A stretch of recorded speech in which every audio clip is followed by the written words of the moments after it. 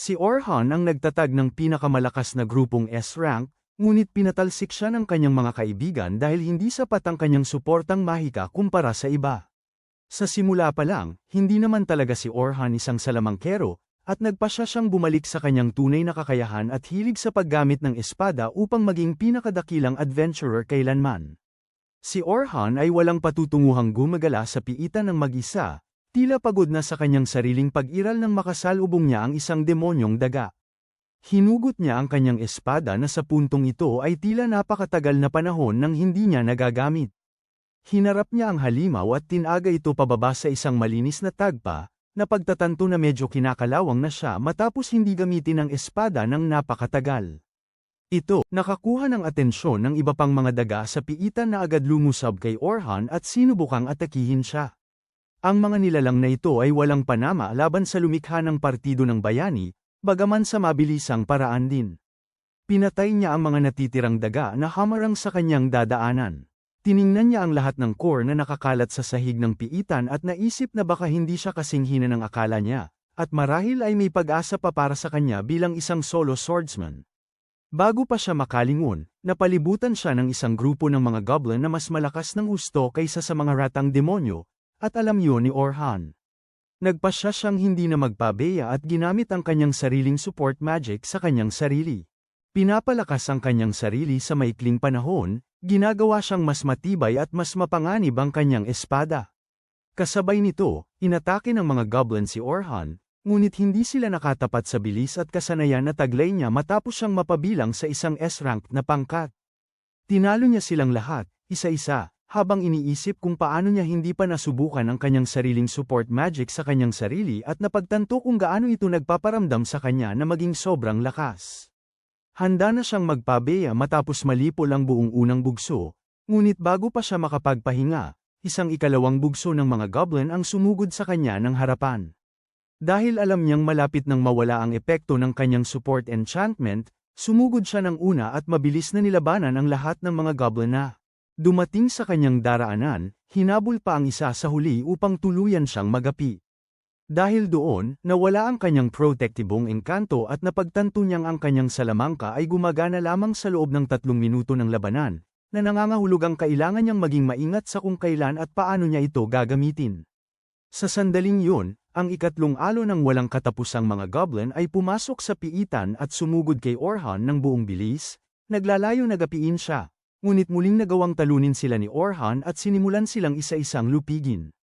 Hindi nagtagal, napagtanto niyang malapit nang matapos ang kanyang engkanto, kaya ginamit niya muli ang salamangka malapit sa huling bahagi upang ipagpatuloy ang kanyang pag-atake habang hinaharap niya ang huling iilang goblin ng Kawan, habang nakikita niyang nawawala ang buhay sa mga mata ng huling goblin. Ang alaala ng gabing yun ay patuloy pa ring bumabagabag sa kanya. Naaalala niya muli kung paano pumasok si Oliver sa kanyang silid-aralan kasama sina Anne at Derek at diretsahang sinabi sa kanya na patatalsikin nila siya sa grupo ng mga bayani. Si Orhan ay naiwang gulat habang sinusubukan niyang unawain ang nangyayari. Lumingon siya kay Oliver at tinanong kung ano ang pinagsasabi nito. Dapat silang maging matalik na magkaibigan, ngunit nanatiling malamig at kalkulado si Oliver. Sinabihan siya na dahil lang kaibigan siya mula sa iisang nayon ay hindi nito na itatago ang katotohanang siya ang pinakawalang silbing miyembro ng grupo. Parehong sumabat sina Anne at Derek, na sinasabing ang ginagawa lang niya ay pabagalin sila at pigilan sa pagkamit ng kadakilaan. Sumaglit sa isip ni Orhan ang kanyang buhay habang sinusubukan niyang unawain ang kakaibang sitwasyon. Paano magagawa ng kanyang matalik na kaibigan na tanggalin siya sa grupong siya mismo ang gumawa? Isang grupo na nakilala bilang grupo ng mga bayani dahil sa bilis nilang umakyat sa mga piitan at di kalaunan ay naging isa sa mga pinakamahusay na grupo sa buong bansa. Ikinatwiran ni Oliver na sa huling misyon ng paglilinis ng piitan na may pakikipagtulungan, napansin niya ang ibang mga grupo at kung gaano kalakas at may kakayahan ng enchanter ng kanilang grupo na tulungan ang ibang miyembro at kung ikukumpara doon. Walang kwenta si Orhan. Hindi makapaniwala si Orhan sa sarili niyang pandinig habang humirit siya.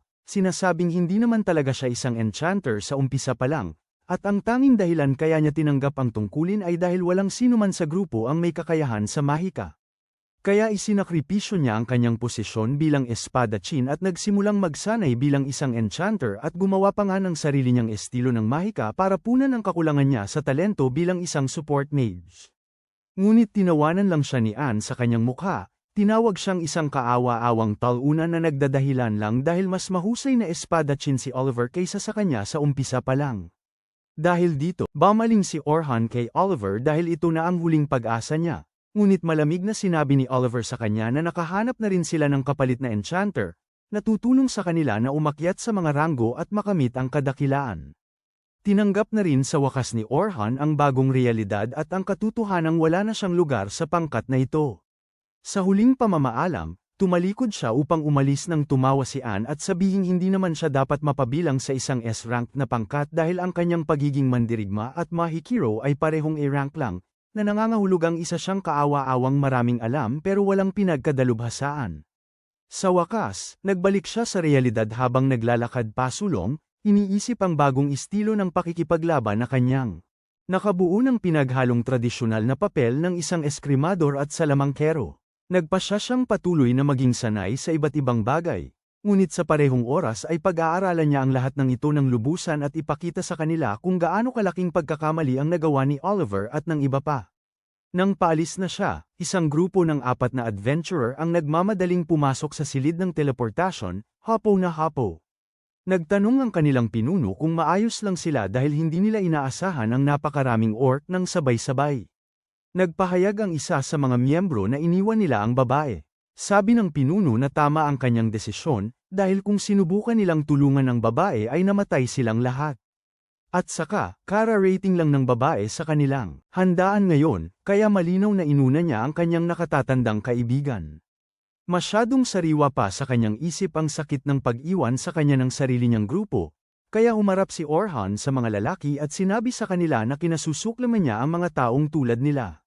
Sinabi ng isa sa mga lalaki na wala silang magawa para tulungan siya at sinubukan siyang atakihin ng isa sa kanila, pero mabilis siyang napigil at napabagsak sa sahig, habang sinasabi ni Orhan sa kanila na tumahimik na lang sila at tumakbo palayo. Pagkatapos nito, humarap siya sa pinuno at galit na tinanong kung saan niya iniwan ang babae para mamatay, at nagmamadaling tumakbo sa direksyong iyon upang iligtas siya. Nakita niya ito sa dulo ng isang kuweba kung saan siya ay nasukol ng tuluyan laban sa tila isang hukbo ng mga orc. Patuloy siyang umurong sa dingding na may luha sa kanyang mata at ginamit ang kanyang pananggalang habang sumusugod ang mga orc. Hindi nagtagal ang kanyang pananggalang, gayunpaman, dahil agad na nagawang makalusot ang orc at malapit nang magapi siya. Nang tumalon si Orhan at ginamit ang kanyang mahika ng hangin upang itulak sila pabalik, nagulat at natigilan ang babae, ngunit hindi nag-aksaya ng sandali si Orhan habang kinuha niya ang kanyang espada at tumakbo patungo sa mga orc. Ang unang orc ay sinubukang itumba siya sa lupa. Ngunit madaling naharangan ni Orhan ang atake at sa tulong ng kanyang sariling mahika bilang pampalakas, lumusat siya sa mga orc na parang sila ay yari sa mantikilya. Nakatayo ang babae doon, nalilito, nagtataka kung si Orhan ba ay isang eskrimador habang ginamit niya ang kanyang mahika ng pagpapalakas upang patalasin ang kanyang talam bago sumugod sa mga orc, pinaghihiwa ang kanilang mga sandata at ginagapi ang mga ito. Naisip niya na tama ang mga kasama niya dahil hindi nila kayang harapin ang napakaraming orc ng sabay-sabay, ngunit mas gugustuhin niyang mamatay kaysa iwan ang isang miyembro ng grupo. Sa pag-iisip na yon, winasiwas niya ang talam sa 12 halimaw ng sabay-sabay. Habang namangha ang babae, nagtataka kung sino ang lalaking ito, ipinagpatuloy ni Orhan ang kanyang walang tigil na pag-atake at sa ikalawang bugso ng pag-atake ay nagawa niyang mapagtagumpayan ang bawat orc sa kuweba na iniiwan lamang. Iniwan ang kanilang mga bangkay at makinang na core. Pagkatapos nito, bumaling siya sa babaeng pula ang buhok sa dulo ng kuweba ngunit nakita siyang nakahiga sa sahig habang nawawala ang epekto ng adrenaline. Nang magsimulang lumubog ang araw, lumabas sila mula sa piitan at ipinakilala ng babaeng pula ang buhok ang sarili bilang si Sofia bago siya ayain maghapunan bilang pasasalamat sa pagliligtas sa kanyang buhay. Tinanggap naman ni Orhan at sinundan siya pababa sa isang taberna na pagmamay-ari ng Silver Rabbits Guild. Napagtanto niya na miyembro rin siya ng guild dahil mayroon din siyang sagisag sa kanyang kapa at napagtanto niyang may pinapaalala ito sa kanya ngunit hindi niya matukoy kung sino. Agad na wala ang kalituhang yun nang ipakilala ni Sofia sa kanya ang kanyang nakatatandang kapatid na babae. Selma, nakilala na ni Orhan dahil isa rin siyang S-ranked enchanter mula sa ibang grupo. Si Selma ang pinakamalakas na enchanter sa bansa at siya ang nakaisip ng sistema ng paghahati-hati ng mga tungkulin sa mga swordsman, na umaatake, ang tank na sumasalo ng pinsala, at ang mage na nagbibigay suporta. Masama ang tingin niya kay Orhan at sinabi rito na tatawagan niya ang FBI dahil 14 pa lang ang kapatid niya. Agad namang sinabi ni Orhan na wala ang pangalan niya sa mga dokumento ng Epstein kaya huwag itong mag-alala, habang sinabi ni Sofia sa kapatid niya na iniligtas ni Orhan ang buhay niya. Medyo kumalma si Selma pagkatapos noon at pinagalitan ang kapatid dahil sa paglabas nitong mag-isa patungo sa piitan ng hindi muna sinasabi sa kanya. Di nagtagal, nagsimula silang mag-usap at sinabi ni Orhan kay Selma na siya ay pinaalis sa grupo ng bayani kaya siya ay halos palaboy na sa puntong ito. Agad niyang nakita ang kumikinang na mga mata ni Selma at nagtaka siya kung iniisip nitong kunin siya sa kanyang grupo. Ngunit bago pa mangyari yon, sinabi niya kay Selma na wala siyang planong sumali sa anumang grupo sa malapit na hinaharap sa ngayon. Sinabi ni Selma sa kanya na huwag siyang magpabola at tinanong kung handa siya para sa isang trabaho. Nakakagulat ito para kay Orhan at nagtaka siya at nagtanong tungkol sa trabaho.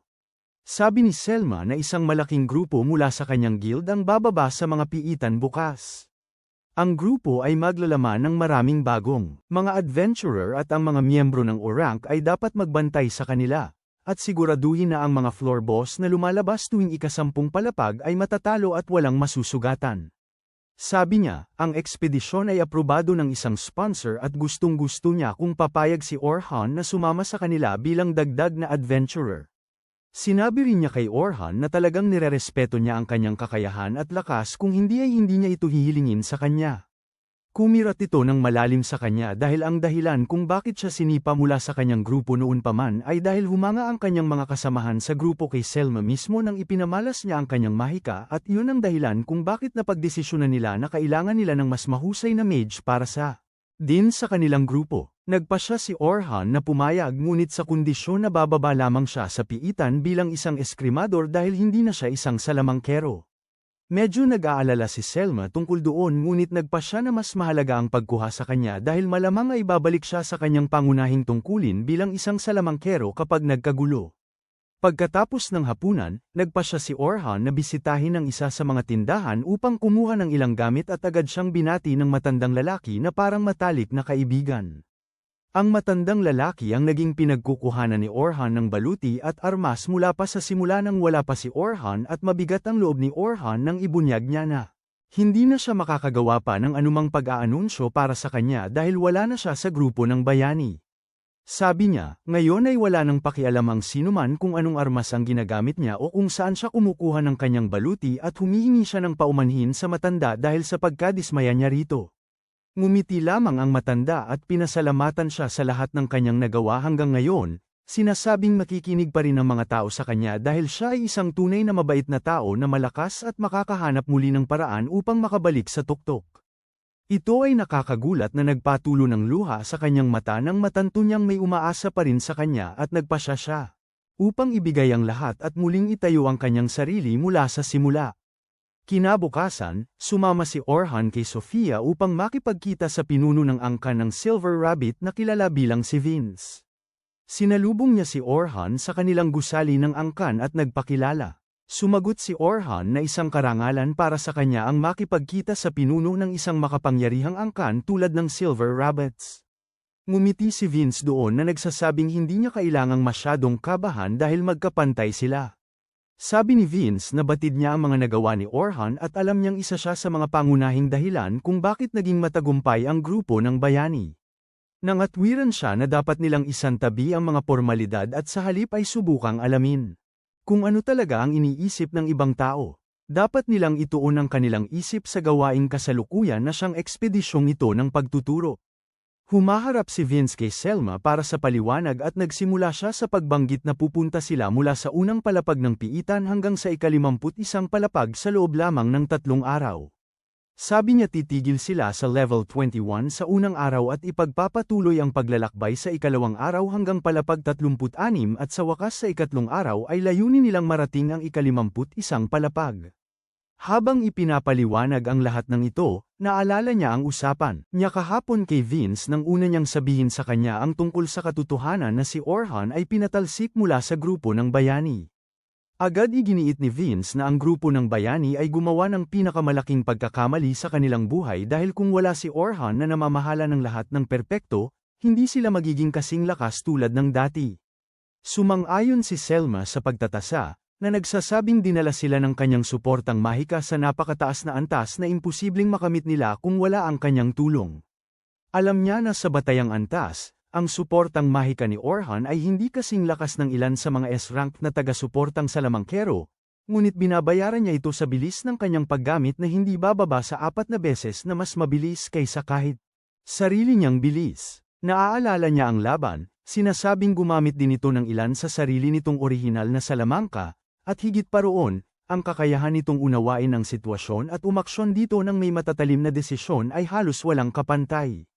Kung wala siya sa grupo, hindi mapapanatili ng partido ng bayani ang kanilang nangungunang posisyon, na nangangahulugang ang mga pilak na kuneho ay maaaring sumugod at agawin ang kalamangan upang maging pinakamalakas na partido sa bansa. Bahagya itong ikinagulo ng isip ni Vince dahil hindi niya maintindihan kung bakit sasama ang isang napakatalinong enchanter sa isang magkasamang pagsalakay sa isang piitan kung saan kaunti lang ang makukuha niya. Sumagot si Selma na sa karamihan ng pagkakataon, ang mga support mage ay hindi.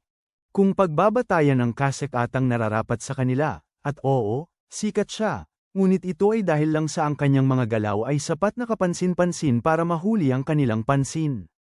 Habang ang mga tunay na malalakas na salamangkero ay naiiwan sa dilim ng walang sariling kasikatan, bumalik siya sa realidad nang magsalita si Orhan at nagtanong upang kumpirmahin na magkakaroon ng 10 grupo ng mga baguhan na papasok sa mga piitan at 5 escort, kasama sina Selma at siya.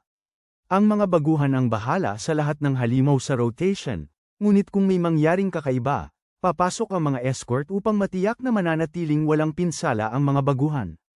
Gayunpaman, may isang bagay siyang nakitang nakakalito at nagtanong kung bakit mayroon lamang 5 escort. Kung ang ideya nila ay tiyaking ligtas ang mga baguhan, bakit hindi kumuha ng maraming grupo ng rank sa halip na 5 separatist ranker? Sumagot si Selma na ang tanging dahilan kung bakit hindi nila ginagawa yun ay upang maranasan din ng mga baguhan ang stress ng pagdaan sa isang piitan at hindi nila labis na tansyahin ang kanilang kakayahan. Hindi talaga pinaniwalaan ni Orhan ang kanyang paliwanag, ngunit alam niyang hindi nila ibubunyag ang kanilang totoong motibo sa isang estranghero na hindi kaanib sa anumang angkan. Sa kabila nito, nagpa siya si Orhan na tanggapin ang misyon dahil wala naman siyang mas magandang gawin. Mukhang masaya si Vince tungkol dito at sinabing babayaran siya ng 2 gintong piraso ng maaga, at 10 pa sa pagkumpleto ng gawain. Bahagya itong ikinagulat niya habang tinatanong kung hindi ba ito sobra dahil yun ay halos katumbas ng sweldo ng 1 taon. Ngunit sagot ni Selma na lubos nila siyang pinahahalagahan at yun ang dahilan kung bakit nais nilang siguraduhin na siya ay sapat na nababayaran. Pinasalamatan sila ni Orhan at nangakong makikipagkita sa kanila kinabukasan ng umaga at umaasa para sa pinakamahusay. Hindi nagtagal ay dumating ang sumunod na umaga at dumating si Orhan sa pasukan ng mga lagusan sa ilalim ng lupa kung saan nakita niya ang isang grupo ng mga bagong adventurer na naghihintay para sa kanilang paglalakbay. Hindi nagtagal ay nakita niya sina Sofia at Selma na handa na para sa adventure at pinuri ang kanyang kasuutan, na ikinainis ni Sofia at muli niyang ipinaalala dito na isa siyang manero. Sinabi ni Orhan sa kanya, para huminahon ng kaunti dahil hindi rin siya tagahanga ni Michael Jackson. Tinanong ni Sofia kung saan siya nakatira ngayon dahil dati ay nakatira siya sa mansyon na pag-aari ng kanilang partido. Sumagot si Orhan na kasalukuyan siyang nanunuluyan sa bahay tuluyan, ngunit sa lalong madaling panahon ay makakahanap din siya ng disenteng matutuluyan. Pagkatapos nito, lumingon si Orhan sa paligid at sinabing tila naroroon na ang lahat at marahil ay dapat na nilang simulan ang kanilang ekspedisyon. Sumang-ayon si Selma doon at sinabihan si Sofia na sumama sa kanyang grupo bago igiye si Orhan patungo sa 3 iba pang recruit na inatas ang tiyakin na magiging maayos ang paglalakbay. Ipinakilala ni Selma si Orhan sa iba, sinasabing siya ay napakalakas at pinagkakatiwalaan niya. Agad siyang binati ng iba pang tatlong kasama habang nagpapakilala. Ang lalaking may asul na buhok na si Ant ay nagsasabing siya ay isang tank at ang blonde na si Burn ay sumunod din, na nagsasabing siya rin ay isang tank. Ang huling dalagitang may maikling buhok ay lumabas na isang manggagamot na nagngangalang Kathy. Agad na pagtanto ni Orhan na siya ay isang attacker sa harapan at si Selma naman ang Encantadora, na gumawa rito bilang isang balanseng-balanseng pangkat ng mga kasama. Ngunit nagtataka siya kung ano ang kanilang plano kung tumanggi siya sa kanilang alok na sumama. Iniisip niyang tiyak na mayroong kakaibang nangyayari, ngunit nagpa siyang ituloy. Sa ngayon at tingnan kung paano magaganap ang mga bagay. Hindi magtatagal, titipunin ni Selma ang lahat ng Rockies sa isang lugar at ipakikilala sila kay Orhan, sinasabing nakakuha sila ng napakalakas na katuwang para sa paglalakbay na ito kaya hindi na nila kailangang matakot sa anumang bagay. Sinasabi niya na nakarating na si Orhan sa ika-74 na palapag, na hindi pa niya nagagawa, at dating bahagi ng pangkat ng bayani mismo, na nagpapangyari sa kanya na maging isa sa pinakamalakas na tao sa bansa. Dahil dito, lubos na naeengganyo ang mga bago na agad na nakadarama ng higit na kumpiyansa tungkol sa paglalakbay na ito. Ngunit ang napakaraming panggigipit ay nagsisimulang magpanibugho kay Orhan, dahil ngayon ay marami na siyang alam. Umaasa na lang ang mga tao sa kanya. Matapos iyon, sinabi niya sa natitirang mga bantay na pamunuan ng kani-kanilang grupo, habang sinabi niya kay Orhan na pamumunuan niya ang ika-10 grupo, na siyang pinakamapangako sa lahat, at naniniwala siyang sa tamang gabay, madali nilang mahaharap maging ang mga piitan sa gitnang antas. Ito ay muling nakakagulo kay Orhan habang iniisip niya kung bakit ibibigay niya ang pinakamahusay na grupo sa kanya, na dapat ay isang tagalabas. Sa kabila nito, lumapit siya sa ika-10 grupo at napagtanto niyang kasama niya si Sofia sa parehong grupo. Tinanong niya kung mayroon bang nahuli sa kanilang grupo dahil 3 individual lamang ang nakikita niya. Ngunit isang batang lalaki na may kulay ginto ang buhok na nagngangalang Logan ang nagsabing tanging silang 3 lamang ang nabibilang sa grupong ito. Medyo kakaiba ito dahil bihira ang grupong binubuo ng 3 lalaki, ngunit sagot ng binatilyong may gintong buhok na 3 lang sila sa grupo dahil wala namang makakasabay sa kanila. Sabi niya, siya raw ang pinuno ng grupo, at isa siyang enchanter na magiging mas mahusay pa kay Selma. Agad napansin ni Orhan na may problema sa ugali ang batang ito at iniisip kung babalik ito sa kanya sa huli. Ngunit lumipat na siya sa pangalawang ipinakilala ng babae ang kanyang sarili bilang si Carol na isang tank, ngunit napansin ni Orhan na tila hindi siya, na may suot na kahit anong baluti. Tinanong niya kung isusuot niya ba ito kapag nasa loob na ng piitan, pero sumagot siya na hindi siya gumagamit ng anumang kalasag o baluti. Tinanong ni Orhan kung nangangahulugan yun na mas nakatuon siya sa pag-iwas kaysa sa pagharang at sumagot si Carol na tama siya dahil ayaw niyang may makahipo sa kanyang halimaw. Ang mga Dodge-type tank ay medyo bihira dahil karaniwan nilang ginagamit ang kanilang hindi kapani-paniwalang bilis at kasanayan para umiwas at sumagot ng atake sa mga halimaw ng malapitan, pero nangangailangan yun ng aktwal na karanasan sa labanan na tiyak na wala ang babaeng ito. Tinanong niya kung hindi ba siya binalaan ng clan tungkol doon dati. Ngunit sumagot ang babaeng may buhok na kulay ginto na sinabihan ng angkan si Carol ng maraming beses na umarte bilang isang normal na tank hanggang sa magkaroon siya ng karanasan, ngunit hindi niya lang ito pinansin. Hindi nagtagal ay napagtanto ni Orhan na ito ang maaaring ang star party, ngunit sa parehong pagkakataon, tila ito rin ang problem party, na ayaw harapin ng mga escort. Hindi nagtagal pagkatapos nito sa wakas ay nagsimula ang ekspedisyon at pumasok silang lahat sa mga dungeon. Hindi tumigil sa pagsasalita si Carol kahit sandali at patuloy na kinukulit si Orhan tungkol sa kung bakit niya iniwan ang grupo at hindi niya alam kung paano siya patahimikin. Patuloy na maayos ang kanilang paglalakbay sa ngayon salamat kay Orhan sa paglalagay ng mga mahiwagang bitag sa likuran nila na automatikong lumalaban sa mas maliliit na halimaw habang siya ay ayaw mag-aksaya ng oras sa walang kabuluhang laban. Sa wakas nakarating sila sa ika-20 palapag at mas may ideya na ngayon si Orhan tungkol sa kanyang grupo. Napagtanto niya na hindi puro salita lang ang Blondie at mayroon talaga siyang malaking kasanayan bilang isang enchanter at madaling makakakilo sa antas ng isang grupong may mataas na antas kung magpapatuloy siya ng ganito. Ngunit mahina siya sa pagbibigay direksyon na napakahalaga para sa isang enchanter. Si Carol ay napakabilis na kailangan niya bilang isang tagapagtanggol na umiiwas. Ngunit may 2 problema sa kanya. Dumidiretso siya sa mga halimaw nang walang pag-aalinlangan samantalang ang pangunahing tungkulin niya ay tiyaking depensado ang kanilang grupo, at ang pangalawang problema ay ginagamit niya. Dalawang maliliit na punyal bilang pangunahing sandata niya, na nababagay sa kanyang estilo ngunit baka hindi sapat ang kakayahan nitong Manaira kapag mahalaga ang sitwasyon. Si Sofia ang pinakamahina sa kanilang lahat sa aspeto ng likas na talento, ngunit mas mataas pa rin ang antas ng kanyang kasanayan kaysa sa isang ganap na baguhan at wala siyang anumang malalaking kapintasan na nagpapidyang pinakabalanseng tao sa grupo.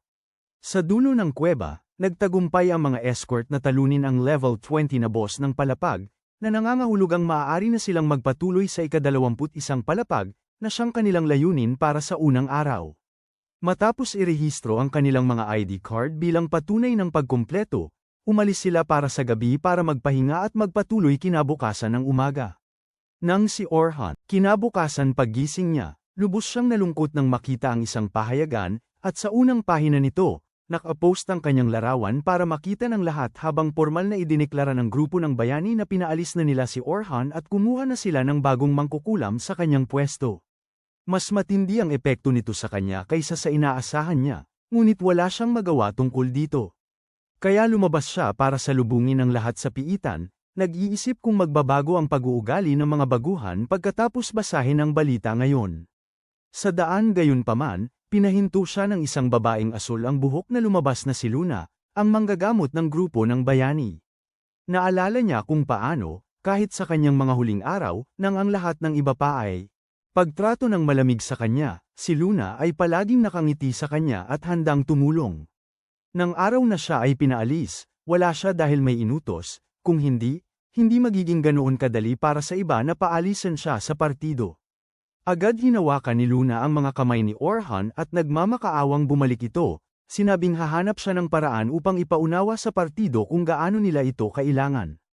Ibinanggit niya ang kanilang pangako na linisin ang malaking piitan ng magkasama, ngunit lalo lamang itong ikinagalit ni Orhan habang idineklara nito na ang pangako ay ginawa nilang tatlo, ng magkasama, kasama si Oliver, at siya ang nagpaalis sa kanya sa partido. Sa nasaktang puso, tinalikuran niya si Luna at sinabing siya ay hindi na babalik kailanman sa grupong yun at nagpatuloy patungo sa pasukan ng piitan. Sa daan, iniisip ni Orhan kung paano siya inalis mula sa grupo ng bayani, at iyon ang malinaw na nabanggit sa pahayagan ngayong araw, na nangangahulugang malamang ay nalilito ang lahat ng bagong recruit kung ano ang iisipin tungkol sa kanya. Lalo pat isinasaalang-alang na sobrang ipinagmalaki siya ni Selma dahil sa pagiging miyembro niya sa grupo ng bayani, ngunit ngayon ay bumagsak na ang katotohanan. Di nagtagal ay dumating siya sa pasukan ng piitan kung saan niya nakita ang lahat ng mga baguhan na naghihintay na pumasok, ngunit lubos nang nagbago ang buong enerhiya, malinaw na nangangahulugang nakita na ng bawat isang tao rito ang pahayagan ngayong araw. Pinag-uusapan ng mga baguhan na wala na si Orhan sa grupo ng bayani, samantala iniisip ni Logan na iba sana kung umalis si Orhan sa sarili niyang kagustuhan, ngunit ang katotohanan na malinaw na sinabi sa pahayagan na pinatalsik si Orhan sa grupo ng bayani dahil sa pagiging masyadong mahina ay ganap na nagbabago sa lahat. Sinusubukan ni Orhan na batiin ang mga baguhan, ngunit iba-iba ang tugon na natatanggap niya mula sa kanila. Napagtanto na hindi siya kasing welcome dito tulad kahapon lamang dahil lang sa ilang walang kwentang headline ng pahayagan. Noon din ay dumating si Selma kasama sina Ant, Bern at Kathy, at agad na humingi ng paumanhin kay Orhan sa pagdulot ng hindi pagkakaunawaan. Dahil siya ang medyo nagpahayag ng katotohanan na dati siyang kabilang sa grupo ng bayani upang mapalagay ang loob ng mga baguhan. Agad sinabi ni Orhan sa kanya na hindi niya ito kasalanan at dapat niyang itaas ang kanyang ulo ng kasing taas dati at pamunuan ng grupo patungo sa mga piitan habang nagbibigay siya ng suporta. Sumingit sina Ant, Bern at Kathy, sinasabing hindi mahalaga kung ano ang isyu sa pagitan ni Orhan at ng grupo ng bayani. Ang totoo ay si Orhan ay isa sa napakakaunting tao na buhay pa sa mundong ito na nakarating sa ika-74 na palapag at nakaligtas para ibahagi ang karanasan. Nagbigay ito kay Orhan ng kaunting ginhawa mula sa patuloy na pagmamanman at tumungo siya patungo sa kanyang grupo kung saan binati siya nina Sofia at Carol ng magandang umaga na may buong puso nila, pero medyo nag-aalangan si Logan at hindi niya alam kung paano niya eksaktong pakikitunguhan si Orhan. Nagpasya si Orhan na siya na mismo ang bumali ng katahimikan at tinanong ang kanyang grupo kung nakita ba nila ang pahayagan ngayon at sumagot sina Sofia at Carol na nakita nga nila ang pahayagan, pero hindi raw ito sulit basahin dahil puno ng kasinungalingan. Ngunit si Logan ay hindi subscriber ng Fox News kaya sanay siyang makarinig ng katotohanan at tinanong si Orhan kung nagsabi ba ng totoo ang pahayagan. Sumagot si Orhan na sa teknikal, ang pahayagan ay ang katotohanan dahil pinatalsik siya mula sa grupo dahil sa pagiging masyado niyang mahina ayon sa ibang miyembro ng grupo. Humihingi siya ng paumanhin sa kanila sa hindi pagsasabi sa kanila tungkol dito mula pa sa simula, inaangkin na hindi siya talaga ang bayani na inaasahan ng lahat. Hindi na makayanan ni Sofia at sumagot na hindi siya nagsasabi ng totoo. Inaangkin na napakalakas niya dahil nakita niya itong lumaban sa isang malaking kawan ng mga orc ng mag-isa at tinalo ang mga ito nang hindi man lang pinagpapawisan. Nagpasalamat si Orhan sa kanya sa pagtitiwala nito at sinabi sa iba pang miyembro ng kanilang grupo na kahit hindi na siya parte ng grupo ng bayani, sapat pa rin ang kanyang kakayahan upang madali silang matulungang makarating sa ika-51 palapag at hiniling sa kanilang maniwala sa kanya. Mukhang nasiyahan ang mga babae doon. Ngunit mukhang nadismaya si Logan dahil pakiramdam niya ay pinagtaksilan siya. Di nagtagal ay pumasok sila. Ang mga piitan at sa araw na ito, ang mga bagong kawal ay nakatakdang pumunta mula sa ika-21 palapag hanggang sa ika-35 palapag. Ngunit kahit ngayon ay hindi pa rin siya dapat magbigay ng anumang utos o patnubay sa kanila at manatili lang sa likod at magmasid. Makikisama lang kung magsimula ng lumala ang sitwasyon. Maayos na nagpatuloy ang kanilang paglalakbay habang hinarap ni Carol ang lahat ng halimaw sa ika-24 na palapag sa tulong ng kanyang kambal na punyal at ang kanyang malapitang estilo ng pakikipaglaban, habang nagawa naman ni Sofia na harapin ang mas malalaking halimaw sa antas 30. Ikinagulat maging ni Orhan, na nagtataka kung minamaliit niya ba ng kaunti si Sofia. Hindi nagtagal ay nagpatuloy sila sa ika-31 palapag na kabilang sa mga gitnang palapag. At nangangahulugan yon na ngayon ang mga baguhan ay nasa hindi pa nila kilalang teritoryo at nangangailangan ng payo at tulong ng kanilang mga gabay na kasama nila. Sa pagkakataong ito, si Orhan ang nangunguna at naglalakad ng una sa kanyang grupo, sinisigurong walang kakaiba ang nagtatago sa palapag na ito, nang bigla niyang maramdaman ang presensya ng grupo ng mga goblin sa unahan at sinabihan ang kanyang grupo na maghanda sa pakikipaglaban.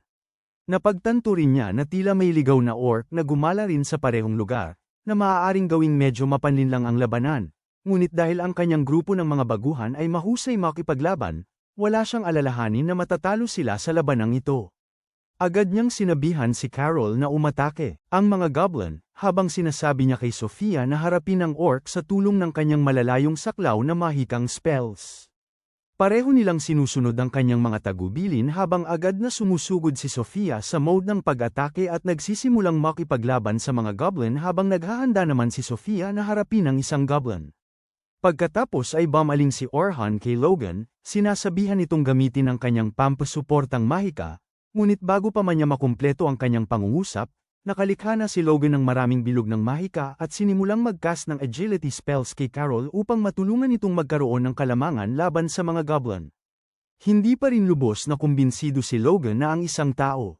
Parang si Orhan ang dapat gumagabay sa kanya sa anumang bagay, lalo na't sa tingin niya ay napakasimple ng payo ni Orhan na kahit sino sa posisyon niya ay gagawin din ang pareho. Bigla namang komplikado ng kaunti ang mga bagay. Gayunpaman habang pinapagana ng orc ang PTSD ni Sofia at nagsimula siyang mataranta laban dito, hindi inihahanda ang sarili para sa isang atake. Maaaring magdulot ito ng kapahamakan para sa kanilang lahat, dahil kahit si Logan ay abala sa kanyang mga magic spell na nakatuon kay Carol. Wala siyang magawa kundi tingnan si Orhan, nagtataka kung anong uri siya ng gabay, at bakit hindi niya tinutulungan si Sofia nang bigla niyang mamataan si Orhan na gumagawa ng isang mahiwagang tanda, na nagpapababa. Ang bilis ng orc ng husto.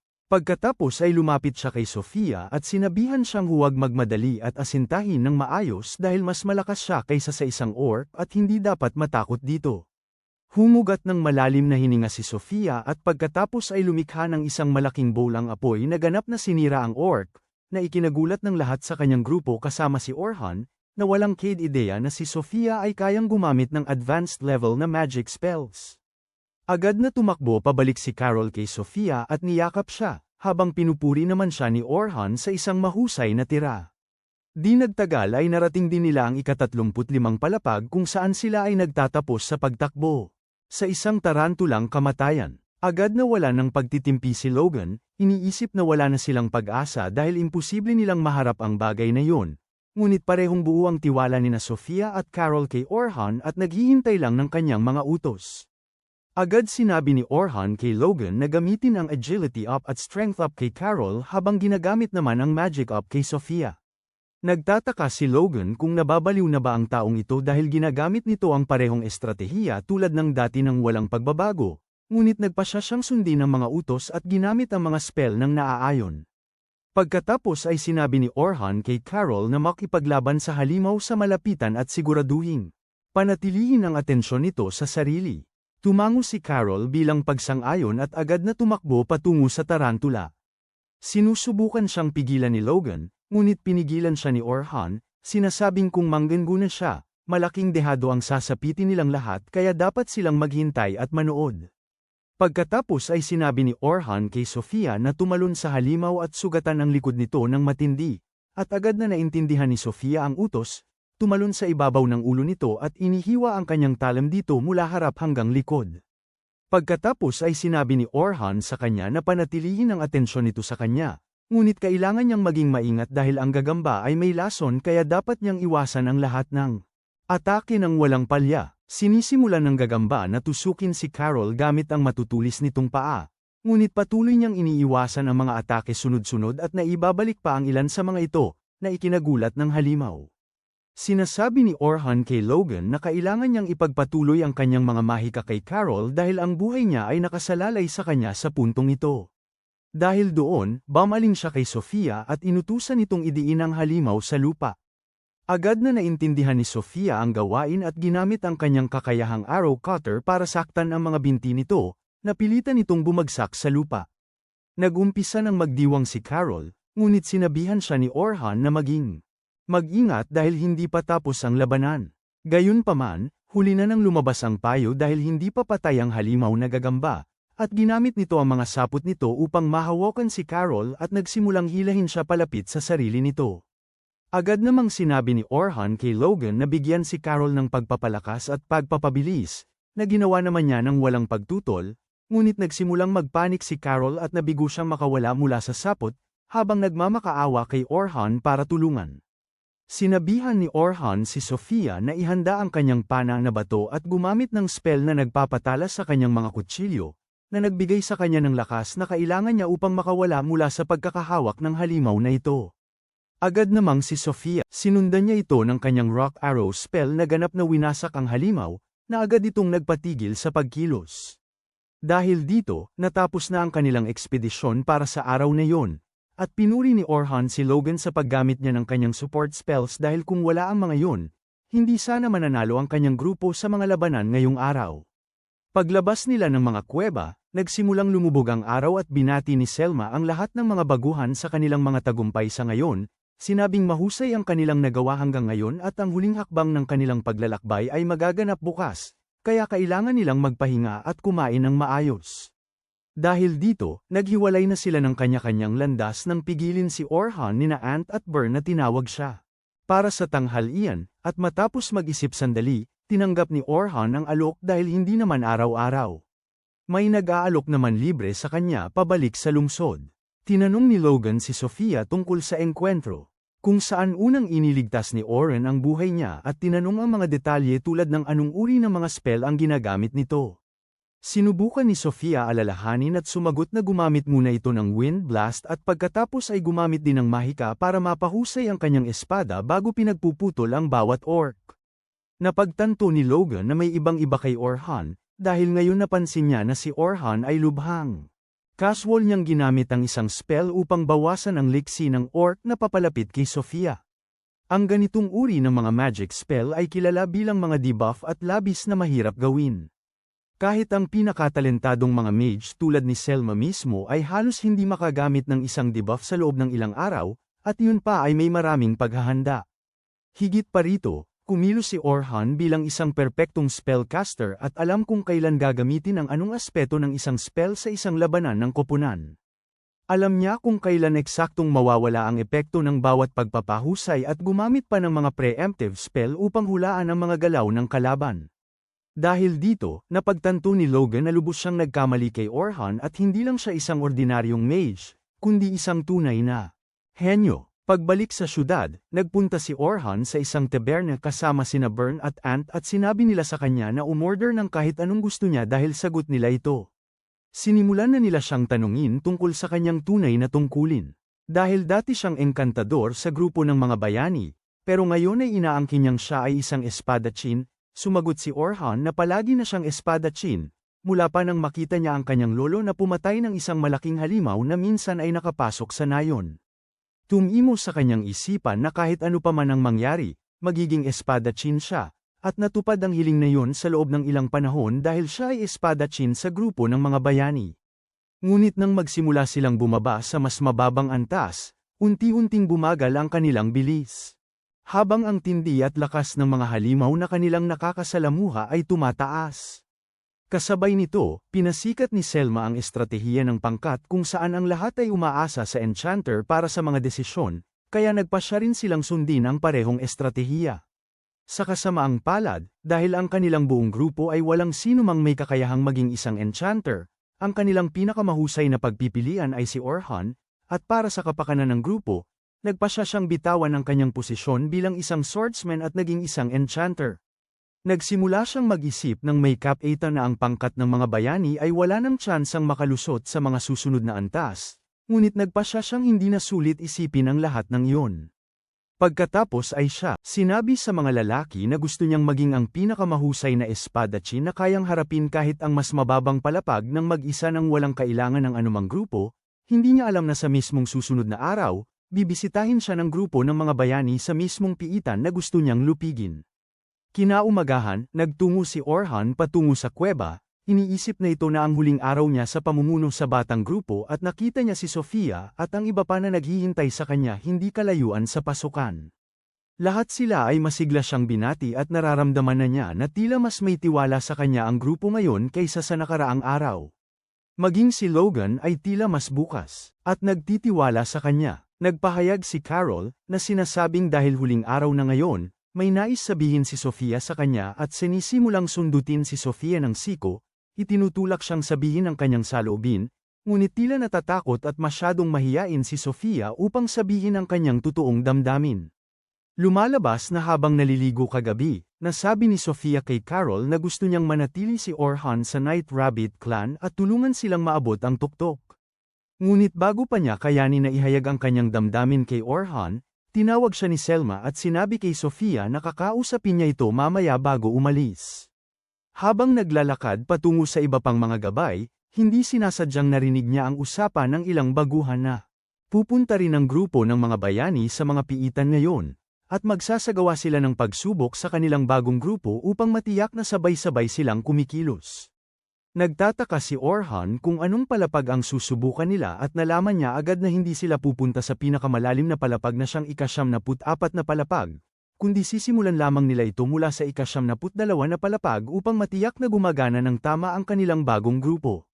Nabigla si Orhan sa narinig, dahil sa palagay niya ay hindi dapat magsimula ang grupo ng mga bayani sa ika-72 na palapag, lalo na sa isang bagong miyembro sa halip na siya, at dapat ay subukan muna nilang dumaan sa ilan sa mga mas mababang palapag upang masanay ang kanilang pagtutulungan. Sa huli, napagdesisyonan niya na ganap na pag-aaksaya ng oras para sa kanya ang pag-iisip tungkol sa partido ng mga bayani at sa halip ay dapat siyang tumuon sa kung ano ang narito siya upang makamit.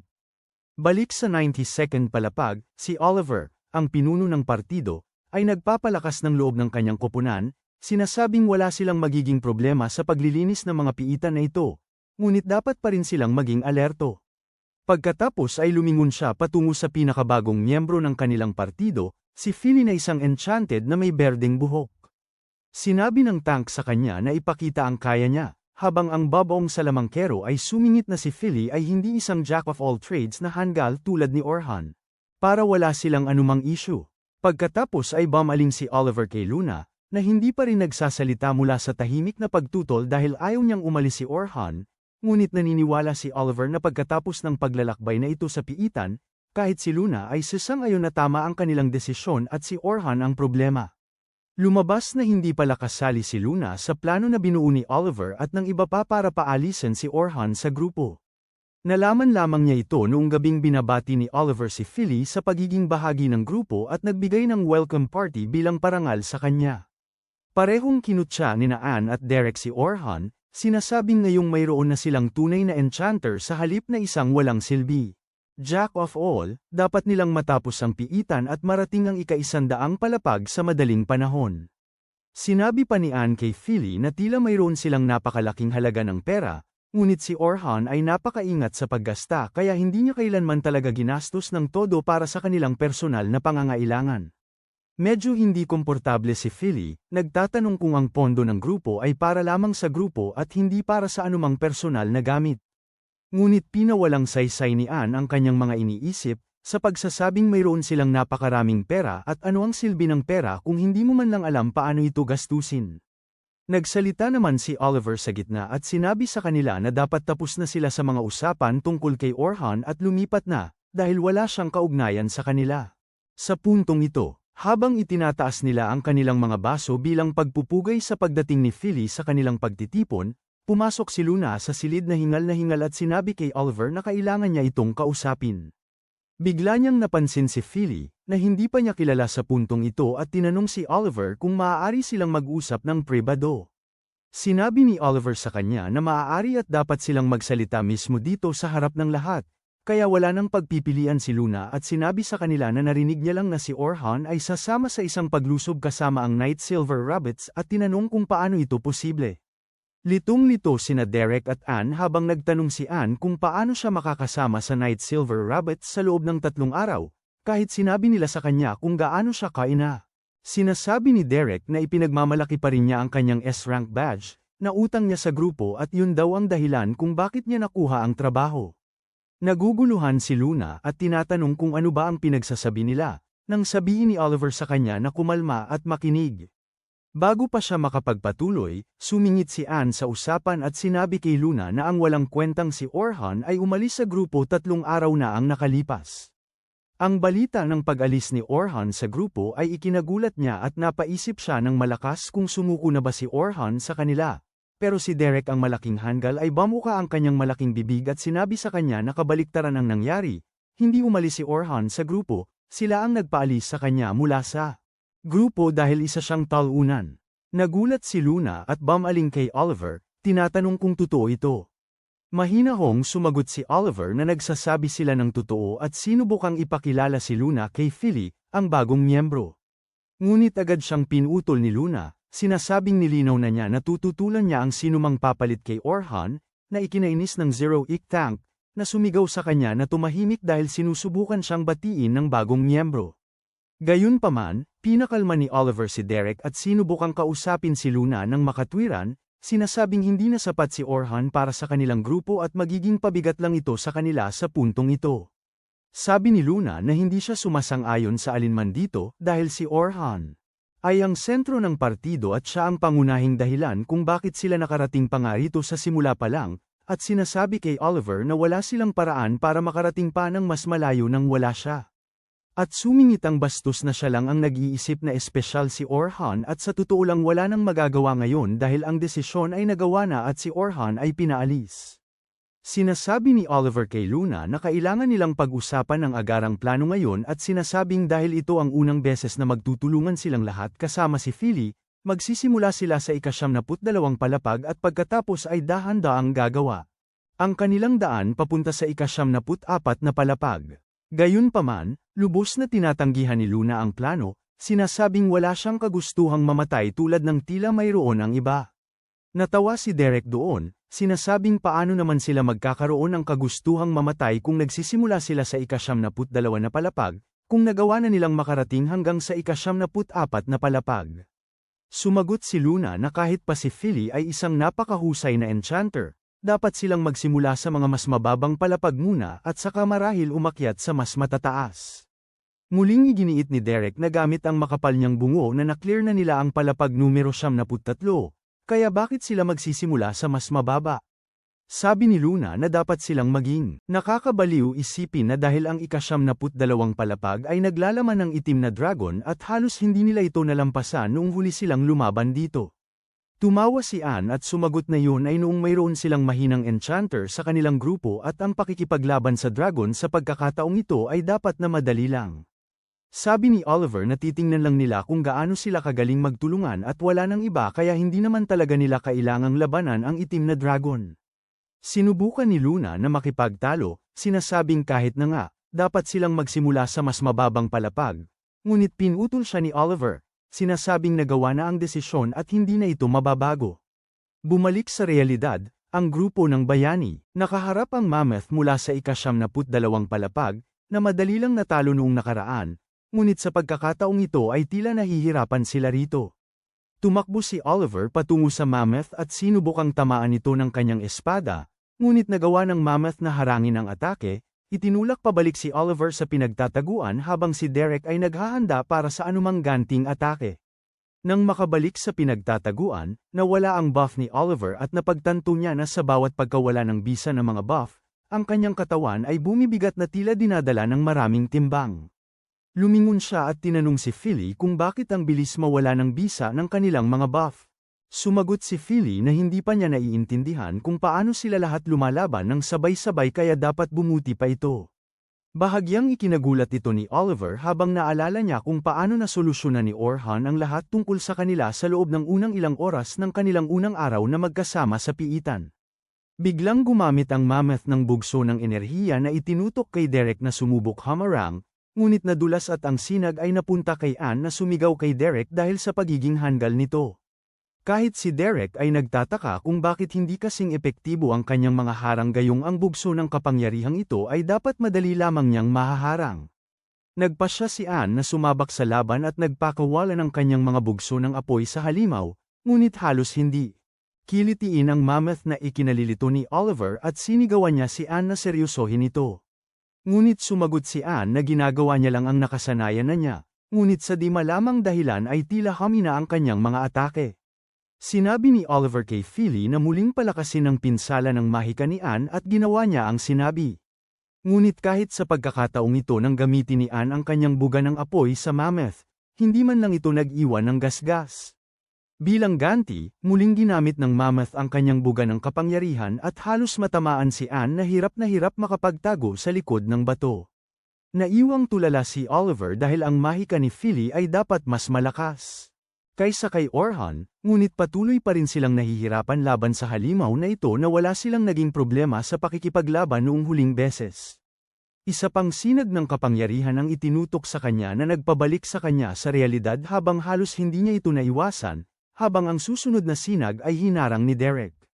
Sinabi ni Oliver kay Anne na salakayin ang tagiliran ng halimaw, ngunit walang swerte si Anne doon dahil nagawa ng halimaw na pigilan siya at inatake, kaya napilitan siyang tumakbo pabalik.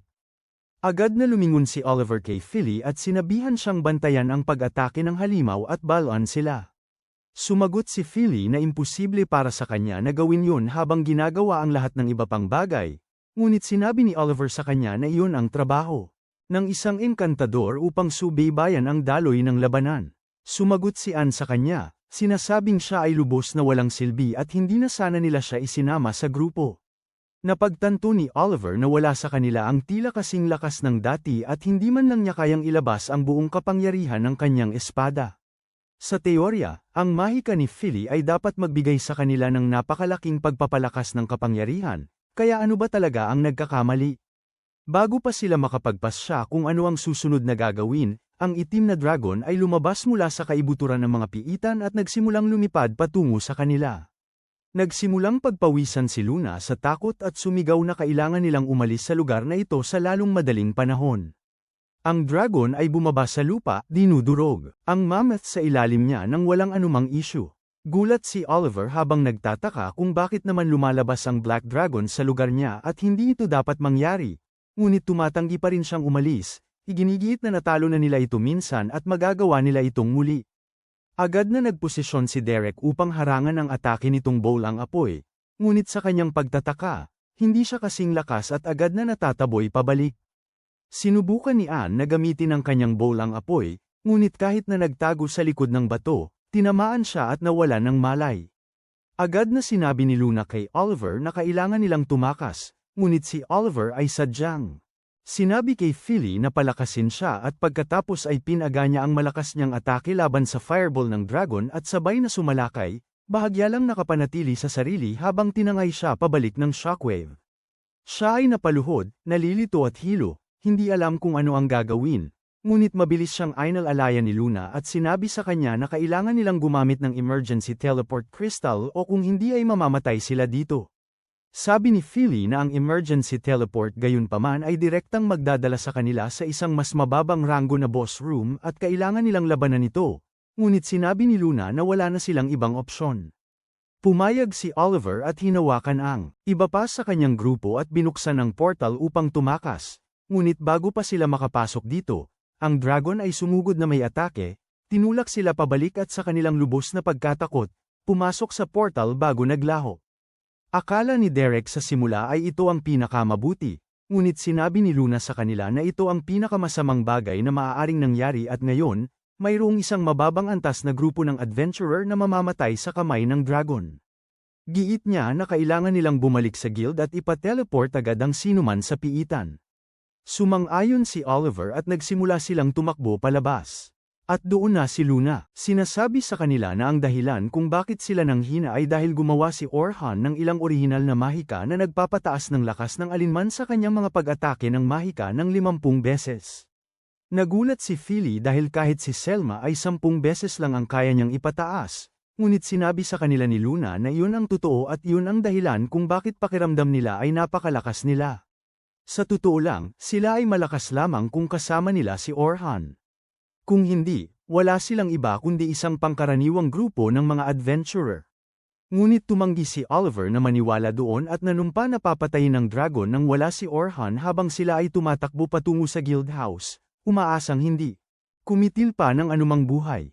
Balik sa ika-50 palapag, sinabi ni Orhan sa kanyang grupo na sa sandaling marating nila ang ika-51 palapag, makukumpleto ang kanilang layunin at babalik sila para sa araw na yun sa tulong ng kristal na panteleportasyon. Lahat ng miyembro ng kanyang grupo ay tumango bilang pagsang-ayon, ngunit nakaramdam si Orhan ng masamang kutob tungkol dito. Lumingon siya sa paligid ngunit wala siyang nakitang mali. Saka siya tumingala sa madilim na kalangitan na may mga ulap na ganap na bumabalot sa araw at nagtataka kung bakit siya nakakaramdam ng ganito. Lahat ay tila maayos sa ngayon. At sa lalong madaling panahon lalabanan nila ang boss ng palapag, na hindi naman magiging anumang malaking isyo para sa sinuman sa mga gabay at pagkatapos ay maaari na silang matapos para sa araw at bumalik sa bahay dala ang kanilang misyon. Isang ganap na tagumpay. Kaya bakit siya nagkakaroon ng kakaibang pakiramdam na nagbababala sa kanya na may malalang nangyari at kailangan nilang umalis kaagad? Binasag ng boses ni Carol ang kanyang mga iniisip habang tinatanong niya si Orhan, anong klaseng halimaw ang maaari nilang asahang labanan sa pagkakataong ito? Napansin ni Orhan ang kagalakan sa kanyang mga mata at sinabi sa kanya na dapat siyang maging isang tank na ang pangunahing trabaho ay protektahan ang kanilang ibang kasamahan. Hindi siya maaaring tumakbo lang patungo sa mga kalaban na umaasang talunin silang lahat ng mag-isa. Gayunpaman, tila hindi sumasang-ayon si Carol at sumagot na kung kaya niyang harapin ang lahat ng mga kalaban mag-isa, kung gayon ay teknikal niyang pinadadali ang trabaho ng kanyang mga kasamahan sa koponan at hindi sila mapupunta sa anumang panganib. Dagdag pa rito, naniniwala siya na ang trabaho ng isang tank ay nasa harapan at iyan ang ginagawa niya sa bawat pagkakataon. At agad siyang humihingi pa ng payo kung paano siya lalaban ng mas mahusay pa. Bamantong hininga si Orhan dahil sa pagod at sinabihan siya na dapat siyang matutong magtrabaho bilang isang koponan sa halip na subukang gawin ang lahat ng mag-isa. Dahil mas maaga siyang matututo ng lahat ng ito, mas magiging mabuti ito para sa kanya sa hinaharap kung saan ang tanging paraan para umasenso ay ang umasa sa kanyang mga kasamahan sa koponan. Hindi masyadong nagustuhan ni Carol ang sinabing iyon at naiisip na, nakakainip, pero sinasabihan siya ni Logan na makinig at maging mapagpasalamat dahil sa napakahusay na payo. Sinasabi niya na maging ang dakilang adventurer na si Albert ay nagsabing ang pagtutulungan ay katuparan ng pangarap. Ibinabaling ni Orhan ang kanyang atensyon sa maliit na blondie at tinanong kung ang tinutukoy ba nito ay si Albert mula sa angkan ng Night Rabbit. Tuwang-tuwa si Logan na malaman na may iba pa palang nagbabasa sa halip na kumilos na parang barbaro sa isang piitan sa lahat ng oras. Sinasabi ni Orhan na sa tingin niya ay marahil kilala ng lahat ang dakilang Albert dahil siya ang walang pinagtatalunang pinakamalakas na miyembro ng Night Sky Rabbits. At pinaniniwalaang namatay siya sa pakikipaglaban sa itim na dragon sa ika-72 palapag noong nakaraang taon. Sinasabi ni Logan na kahit sa kanyang kamatayan, si Albert ay naging isang alamat na laging maaalala. Ngunit medyo lumungkot si Carol nang tahimik niyang sabihin na si Albert ay namatay sa pagtatangkang protektahan ng isa sa kanyang mga kasamahan, kahit na trabaho yun ng tank. Lalo pang lumalim ang kanyang kalungkutan habang sinasabi niya na alam niyang ang kanyang pagkamatay ay mangangahulugan ng pagkawala ng mga ngiti mula sa kanyang pamilya, ngunit hindi niya ito gaanong inalintana. Kaya naman sa tingin niya, ang pinakamahusay na paraan ng pagiging isang tagapagtanggol ay panatilihing malayo sa iyo sa lahat ng oras ang iyong pinuprotektahan. Nagtatapos siya sa pagsasabing kung mag-isa siyang lumaban sa harapang linya habang nananatili sa likuran ang kanyang koponan, kung gayon hindi sila mapapahamak at magiging upang tumakas kung lumala ang sitwasyon. Napansin ni Orhan ang sakit sa mukha ni Carol at napagpasyahan niyang ang usaping ito ay masyadong malalim o komplikado para sa kanya. At bilang isang tagalabas ay marahil hindi na siya dapat pang makialam. Nagpasya siyang magpaga ng kalooban at sinabi kay Carol na aasa siya sa kanya ngayong araw upang harapin ang mga kaaway. At agad namang sumigla ang kanyang mukha tulad ng dati habang sinasabi sa kanya na ipaubaya na lang ito sa kanya. Si Sofia na uhaw sa atensyon ay agad na nagpasyang ibalik ang tingin ng lahat sa kanya. Habang nagpapapansin siya at tinanong si Orhan kung ano ang mga bagay na kulang sa kanya at paano siya magiging mas mahusay bilang isang kasamahan sa koponan at bilang isang mage. Pagkarinig nito, sumabat din si Logan na nagsasabing maging siya ay gustong malaman kung paano niya mapapabuti ang sarili niya. Pinakalma silang lahat ni Orhan at nagpatuloy sa ika-36 na palapag, kung saan nagsimulang mag-warm up ang mga baguhan. Tinawag ni Selma si Orhan, sinasabing ito ang kanilang huling araw, at ang pinakamahirap sa ngayon, kaya kailangan nilang siguraduhin na walang magkamali at matagumpay na makumpleto ang ekspedisyon. Pagkatapos ay humarap siya sa grupo ni Orhan at sinabing mukhang nagkagusto ang mga bata sa kanya. At taos-pusong isiniwalat ni Orhan na pagkatapos ng artikulo sa pahayagan, naisip niya na marahil ay nawala na ang lahat ng respeto nila sa kanya ng isang iglap. Ngunit lumalabas na nagkamali siya, at ang mga batang ito ay mas matalino at independyente kaysa sa kanilang hitsura. Sumasang-ayon si Selma, sinasabing ang grupong ito ay sadyang mahirap hawakan minsan, ngunit may maliwanag na kinabukasan na naghihintay sa kanila. Pagkatapos ay sinabi niya kay Orhan na ang pagkamatay ni Albert ay isang malaking dagok para sa kanilang angkan dahil siya ang bituin ng angkan, at mabilis na nahuhuli ang kanilang angkan, at noon ang dating angkan ni Orhan, ang grupong Heroes ang nanguna. Sinasabi ni Orhan na ang Black Dragon ay labis ding mahirap para sa kanila, at napakadali nilang mawala ng isang miyembro sa laban na yun na lubos na makakapinsala sa kanilang grupo. Sinasabi ni Selma na ang puwang na iniwan ni Albert ay bukas pa rin, at hindi pa nila ito napupunan hanggang ngayon. At sa huli, direktang tinatanong si Orhan kung gusto niyang sumama sa kanilang grupo. Sinasabi ni Orhan na ikinararangal niya, ngunit sumasagot na hindi kailangan ng isang grupo ng 2 enchanter, lalo na kung isa sa mga enchanter na iyon ang pinakamagaling na mangkukulam sa kontinente. Namumula si Selma, ngunit sumasagot na hindi niya ibig sabihin bilang isang enchanter, kundi bilang isang espadachim. Ito ang ikinagulat niya, ngunit sinabi ni Selma sa kanya na oobserbahan niya ito ngayon at titingnan kung anong klaseng kasanayan mayroon siya bilang isang espadachim. Di nagtagal, lahat sila ay naghiwa-hiwalay sa kani-kanilang grupo, at naiwan si Orhan na kasama ang 3 baguhan na dapat niyang bantayan. Tanong ni Carol kung bakit sila naghihiwa-hiwalay ng sobra, dahil hindi niya talaga gusto ang ideya na maliga sa labirinto ng mga kuwebang ito. Tumawa si Orhan, na sinasabing ito ay magandang ehersisyo para sa kanila dahil madalas ay kailangang maghiwa-hiwalay ang isang grupo upang suriin ang maraming daanan ng sabay-sabay at hanapin ang daan na patungo sa silid ng boss. Kaya naman ang mga angkan na maraming miyembro tulad ng Night Sky Rabbits ay laging may kalamangan, dahil nasusuri nila ang buong sistema ng kuweba ng napakabilis. Sinasabi ni Logan na nakapunta na si Orhan sa pinakamalalim na palapag na nakita ng kahit sino, kaya hindi sila dapat humarap sa anumang problema dito. Habang pinalilibutan siya nina Selma at Carol tinatanong kung ano ang hitsura ng piitan sa mas malalim na antas at anong uri ng mga halimaw ang makikita doon, sumagot si Orhan na ang malalalim na palapag ay nagsisimula sa humigit kumulang level 72, at ang ecosystem ay nagbabago at nagiging isang mabatong bundok na nababalutan ng nyebe na may madalas na blizzard at snowstorm at mga butiki ng yelo na nagkukubli sa dilim na naghihintay na makatulog ka. Dahil doon, sinabi ni Orhan sa kanila na mag-focus sa kasalukuyang gawain dahil ayaw niyang matakot sila sa puntong ito at sila ay lumalim pa sa piitan.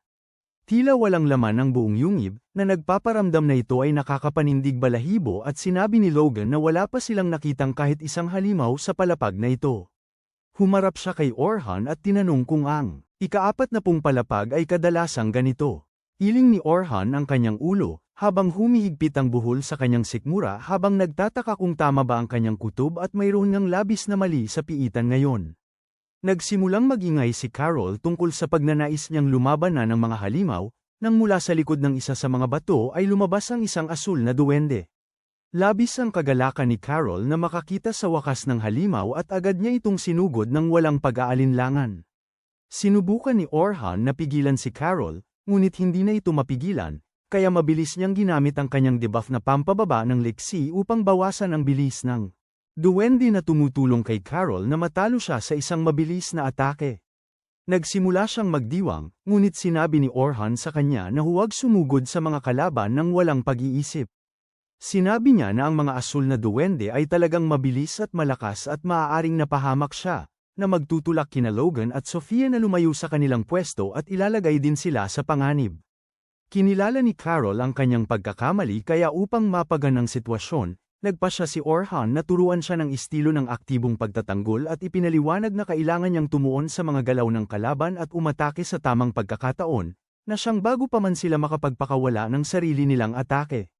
Pipigilan nito ang kanilang pag-atake na mangyari pa at bibigyan ang natitirang miyembro ng kanyang grupo ng isang hindi kapani-pani walang kalamangan. Naririnig ito ni Carol nang may pagkamangha, ngunit di nagtagal ay itinulak siya ni Logan sa isang tabi at humingi rin ng gabay. Sinabi niya sa kanila na lumingon dahil 2 halimaw na lobo ang sumugod sa kanila mula sa likuran, bago pa man sila tuluyang makalapit. Isang mahiwagang patibong ang Humandar at ang mga matutulis na bahagi nito ay tumama sa kanilang katawan. Sinabi ni Orhan kay Logan na dapat siyang magsimula sa mga spell ng patibong na magpapahintulot sa kanyang koponan na tumuon sa kalaban sa harap niya sa halip na mag-alala kung ano ang maaaring umatake sa kanila mula sa likuran. Masigasig na pinakinggan ni Logan ang bawat salita habang iniisip niya sa kanyang isip na gusto niyang maging isang salamangkero tulad ni Orhan sa bawat aspeto. Pagkatapos ay lumingon si Orhan kay Sofia at sinabi sa kanya na dapat siya simulang matuto kung paano gumamit ng 2 mahikang salamangka ng sabay. Sumagot siya na parang komplikado ito, ngunit ipinangako ni Orhan na hindi ito kasing hirap ng sa tingin at sino man ay maaaring gumamit ng 2 mahikang salamangka ng sabay sa kaunting pagsasanay. Sabi niya na ang mga bihasang gumagamit ay maaari pang ang gumamit ng 100 mahikang salamangka ng sabay. Nagulat si Sofia nang marinig ito at nagtanong kung bakit hindi na lang siya matuto kung paano gamitin ang mas malalakas na bersyon ng kasalukuyang mahikang ginagamit niya. At ipinaliwanag ni Orhan na ang paggamit ng mas malalakas na atake ng mahika ay nangangailangan ng oras upang i-proseso ang mga ito at ihanda, na humahantong sa maraming nang pagtigil kung saan sila ay ganap na mahina at wala talagang magawa tungkol dito. Kung matutunan niyang gumamit ng maraming spell, maaari niyang ihanda ang pangalawang spell ng maaga habang malapit ng kumilos ang una niya. Sa ganitong paraan, ang kanyang pagtigil ay magiging halos 0 at hindi na niya kailangang humarap sa anumang kahinaan sa kanyang mga laban. Sa gayon, sa wakas ay narating nila ang silid ng boss kung saan nagsama-sama ang mga gabay at sinabi sa mga baguhan na manatili sa likod at manood habang sila ang haharap sa boss. Pumasok si Orhan sa silid ng boss kasama ang iba at sinabi sa kanila na magtuon sa pag-atake dahil susubukan niya silang suportahan hanggat kaya niya. Sa gayon, nagsimula ang laban at agad na pumunta si Orhan. Nasa open iba siya habang sinasamantala ang perpektong sandali para umatake at hiniwan ang mga binti ng halimaw sa mismong pag-atake nito, na nagdulot ng pagkatumba nito paatras. Ngunit bago pa makaurong at makabawi ng balanse ang halimaw, naipatong na ni Orhan ang isang patibong sa likod nito na lumikha ng pader sa likod ng boss at pumihil dito na makaiwas. Agad na ginamit ni Selma ang multicast magic, na lumikha ng 5 bilog ng mahika ng sabay-sabay at umatake, habang sinalag naman ng tank ang atake at tinapos ng isa pang eskrimador ang laban sa isang hiwa ng kanyang espada. Nanood ang mga baguhan ng may pagkamangha dahil ang laban ay natapos sa isang iglap. Hindi makapaniwala si Logan sa katumpakan ng pakikipaglaban ng mga ranker na ito dahil walang nasayang na bawat hakbang at lahat ay perpekto. Dahil dito, umusad ang ekspedisyon, nililinis ang bawat antas isa-isa at sa wakas ay narating ang silid ng boss sa ika-50 palapag. Ang boss ay lumabas na isang higanteng alimango na may halos hindi mabasag na talukap. Sinabi ni Selma kay Orhan na siya ang pinakamalakas sa kanila at kung kaya niyang tagay ng higanteng sipit ng alimango, ang iba pa ay makakayanan itong harapin at makakauwi silang lahat para sa isang handaan. Ngumiti si Orhan at inilabas ang kanyang espada, buong kumpiyansang lumapit patungo sa higanteng halimaw, habang sinabihan siya ng tank na mag-ingat dahil ang balat ng alimango ay dapat napakatigas at napakahirap pasukin. Ngunit tila hindi ito alintana ni Orhan, habang siya ay lumulukso sa ere at hinahampas ang kanyang espada sa kasukasuan ng alimango, walang kahirap-hirap na nahati ang malaking sipit nito, na nag-alis ng nag-iisang banta na kailangan nilang pag-ingatan. Nang matanggal yun, madali nang nasupil ni na Selma at ng iba pa ang halimaw at lahat ay pumalakpak habang natatapos ang ekspedisyon at naghahanda na silang bumalik. Gayunpaman, biglang natigil ang kanilang pagdiriwang nang makaramdam si Orhan ng matinding pangamba at biglang nabasag ang mismong realidad at lumabas ang itim na dragon mula sa bitak, lumilipad ng diretso patungo sa kanila. Nanlamig ang dugo ni Orhan sa tanawin ng itim na dragon at sumigaw siya sa lahat na tumakbo. Ngunit tila siya lang ang nakakaisip ng maayos, dahil maging ang ibang gabay ng Orank ay nanigas sa kanilang lugar dahil sa matinding presyon na kanilang nararamdaman. Naisip ng mga Orankers na hindi makakilos, bakit nangyayari ito? Bakit inaatake sila ng isang literal na halimaw sa ganito kabababang palapag? Si Selma lang ang nakakaisip kahit kaunti, ngunit maging siya ay hindi makakilos. Naisip niya na kailangan niyang manguna dito at ngayon din upang matiyak na makakatakas ang mga baguhan mula sa panganib na ito, ngunit ang matinding aura ng mukhang pinabibigat ng dragon ang hangin, sinisipsip ang oxygen mula sa atmosfera habang iniisip ni Selma ang lahat ng nakakatakot na kwento na narinig niya tungkol sa itim na dragon, ang halimaw na naninila ng mga adventurer at lubusang winawasak ang mga ito at ginagawang hindi na makilala. Agad namang nag-isip si Orhan ng mga ideya para makaalis sa nakamamatay na sitwasyong ito nang bigla niyang maalala na natalo na pala nila ang boss ng level na ito, na nangangahulugang kung makarating sila sa kristal sa dulo ng kuwebang ito, ligtas silang makakapag-teleport pabalik. Iyon lang ang tanging paraan para makaalis sa kaguluhang ito, kaya naisip niyang tipunin ng iba para suportahan ang kanyang mga plano, ngunit nang lumingon siya upang tawagin ang iba. Napagtanto niya na lahat sila ay nasa isang trance, hindi maalis ang tingin sa halimaw. Sobrang nakakatakot ito dahil natural na naaakit ang mga halimaw sa malalaking grupo ng tao, kaya't ganoon din ang gagawin ng dragon, at kung hindi sila agad aalis, agad silang masusunog. Sa isang maikling sandali, naisip ni Orhan na baka dapat na lang siyang tumakbo patungo sa kristal dahil tiyak na makakaligtas siya mag-isa rito, ngunit agad niyang itinakwil ang ideyang yon, nandidiri sa sarili at napagtanto niyang kailangan niyang labanan ng dragon upang bigyan ng oras ang iba na makatakas ng ligtas. Nagpasya siyang hindi niya sila ipagkakanulo kahit ano pa ang mangyari, at upang talunin ng dragon. Kasabay nito, hinawakan niya ang kanyang espada at hinugot ito ng may matinding pagpupunyagi upang ipagtanggol ang mga taong pinapahalagahan niya. Sumigaw siya sa ibang mga gabay na pamwesto, na nagpabalik sa kanila mula sa kanilang pagkabighani, at bumalik din sa kanyang katinoan si Selma. Inutusan niya ang iba na kumuha ng depensibong posisyon upang siguraduhing malayo sa peligro ang mga baguhan, at kaagad na kumilos ang mga Arank adventurer. Ang salamangkero ay gumawa ng mahiwagang harang upang seluhin ang pinsala ng atake ng dragon, ngunit napagtanto ni Selma na hindi sapat ang lakas ng kanyang mahika upang pigilan ang pagsabog. Sa kabilang banda si Orhan walang takot na sumugod sa dragon, ngunit agad na nagpakawala ng sariling pananggalang na mahika upang patatagin ang mga gabay. Sa kabutihang palad, ito ay sapat na upang iligtas sila mula sa tiyak na kapahamakan, ngunit sila ay lubusang nataranta. Batid na kung wala si Orhan ay magiging abo na sila ngayon, iniwasan ni Orhan ang atake ng dragon habang tactical na umaatres, ngunit hindi binigyan ng dragon ng anumang pagkakataon na makapaghanda ng atake. Mabilis siyang naglabas ng maliit na bal-araw at itinapon ito sa mata ng halimaw. Agad na ipinikit ng dragon ang sarili nitong mata upang hindi mabulag.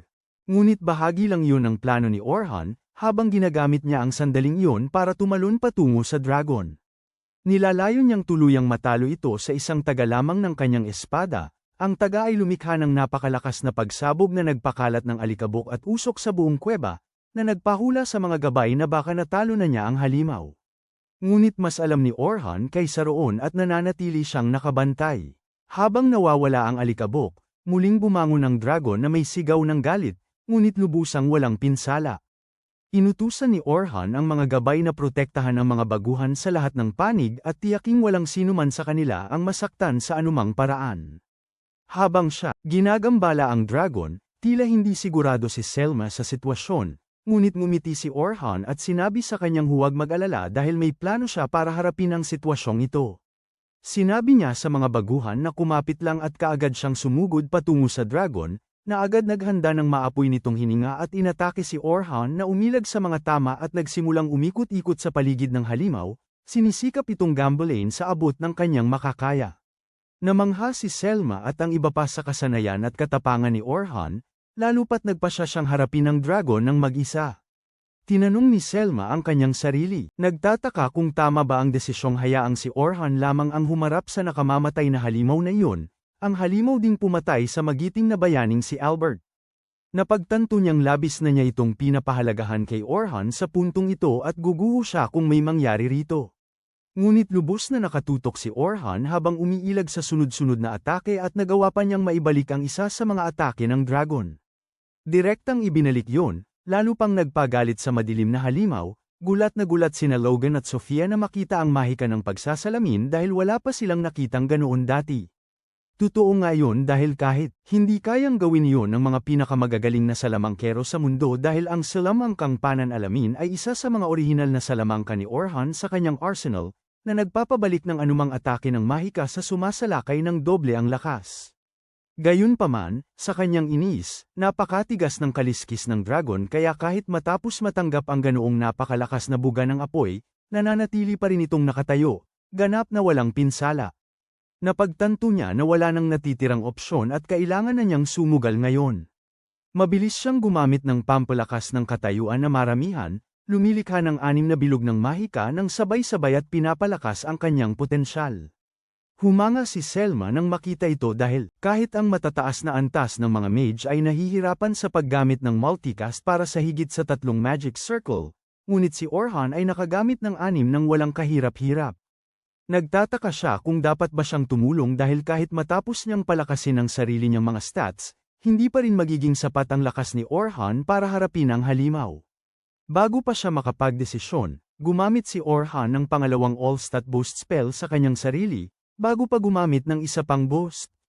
Sa kabuuan, 6 na beses niyang pinarami at dinobol ang kanyang sariling mga stats, na nagpahanga at nagpatahimik sa gabay dahil itinuturing na ganap na imposible para sa sinuman na magawa iyon. Nagsimulang umilo si Orhan tulad ng isang Super Saiyan na may kidlat na nakapalibot sa kanyang katawan. At lahat, gayunpaman, tila hindi alam ng dragon ang nangyari kay Frieza sa kamay ng mga Saiyan, kaya patuloy nitong sinubukan at inatake si Orhan ng hagupit ng buntot, ngunit nawala si Orhan at lumitaw na nakabitin sa gilid ng napakabilis kaya naramdaman ni Selma na para bang nag-teleport siya roon. Si Selma ay naiiwan na nanginginig habang natatanto niya ang tunay na kakayahan ni Orhan na lumampas na sa antas ng sinumang support mage sa kasaysayan at literal na muling binabago ang paraan ng pagtingin ng kahit sino sa mahika. Gamit ang isa-isang orihinal na spell, bumaba si Orhan sa lupa, ngunit nagsisimulang damyugo ang kanyang ilong. Alam niyang mayroon siyang, tumaas ang kanyang mga katangian lampas sa kakayahan ng tao, ngunit ang kanyang katawan ay nananatiling sa isang tao, at hindi nito kayang tiisin ang tindi ng pilit na idinudulot ng kanyang mga katangian sa kanyang katawan. Bukod pa rito, mabilis na nauubos ang kanyang mana dahil halos gumagamit siya ng 32 spells ng sabay-sabay, na ang bigat ay masyadong mabigat para sa sinumang tagagamit ng mahika na panatilihin ng matagal. Alam niyang ang tanging pagkakataon niyang manalo ay sa pamamagitan ng pagbibigay ng lahat at pagtatapos ng labanang ito ng mabilis hanggat maaari kaya tumakbo siya patungo sa dragon, inilegan ng mga atake nito at lumukso upang umatake mula sa itaas. Napagtanto ng dragon yun at agad na sinubukan siyang hampasin pababa gamit ang buntot nito, ngunit hindi bobo si Orhan at nakagawa ng block ng mana kung saan siya makakatayo, na nagresulta sa pagmintis ng dragon sa kanyang atake. Nagulat si Logan at nagtataka kung ito ba ay isa pa sa kanyang orihinal na salamangka. Ginagamit ni Orhan ang espesyal niyang salamangka na ito na tinatawag na Magic Convergence, na kayang sumipsip ng mana mula sa kapaligiran at i-focus ito sa isang maliit na lugar. Mayroon ding ganoong kakayahan si Oliver, ngunit ginagamit niya ito ng buo para sa opensa at iniiwan ang depensa kay Orhan sa bawat pagkakataon.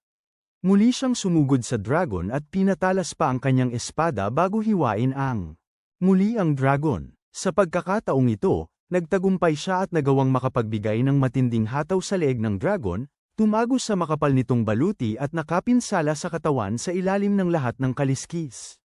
Bumagsak ang dragon ng may kalabog habang nagdiriwang sina Logan at Sofia, iniisip na tuluyan ang natalo ang madilim na halimaw. Alam ni Selma na hindi ganoon kadali iyon at napagtanto niyang bahagya lamang nasaktan ang dragon, ngunit tila nasa sokdulan na si Orhan habang natitisod siya sa lupa, sinusubukang makabalik sa balanse at ipagpatuloy ang kanyang atake upang hindi mabigyan ng pagkakataon ang dragon na makabawi.